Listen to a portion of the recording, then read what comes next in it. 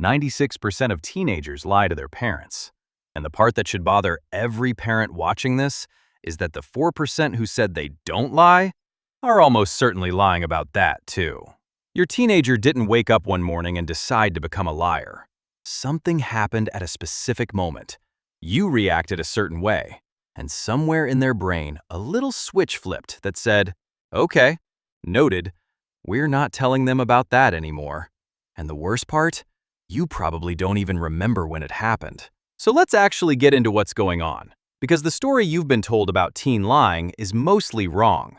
The whole rebellious teenager thing, the eye-rolling, door-slamming, "you can't tell me what to do" cliché, research shows that idea is outdated. Most teens aren't rebelling, they're disagreeing. Completely different thing. Which sounds harsh until you realize you do the exact same thing at work. You don't tell your boss everything. You leave things out. You pick the version of the story that's going to land best. Your teenager is doing the same thing.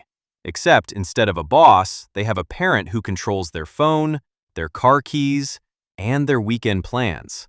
So, when does this start? It's almost always a small thing.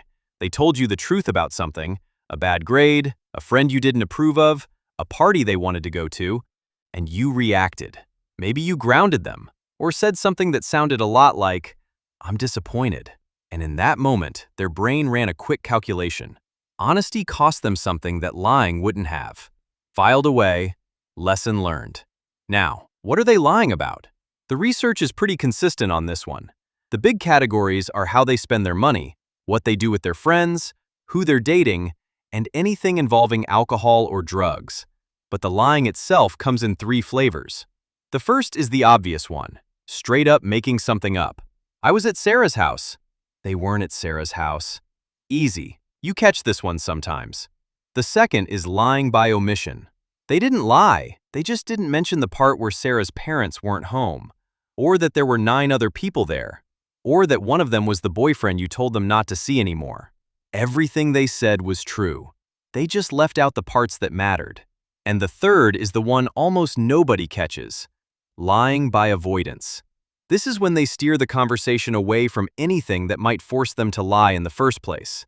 You ask how the weekend was, they pivot to a story about something funny their friend said, and 20 minutes later, you realize you never actually got an answer. Parents are bad at knowing when their kids are lying, and they're even worse at knowing what they're lying about.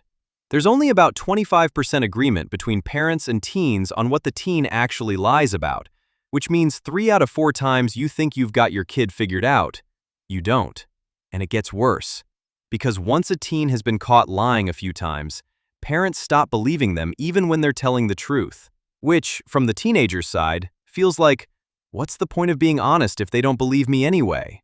And now you've accidentally taught them that honesty has the same cost as lying, except lying is more useful. Congratulations, you've trained a better liar. The thing that actually works, according to the research, is open communication. The freedom to disagree without it turning into a fight. Reacting to bad news in a way that doesn't make your teenager regret telling you. Your teenager is going to lie to you. The question isn't whether it's happening. The question is what you did the last time they told you the truth.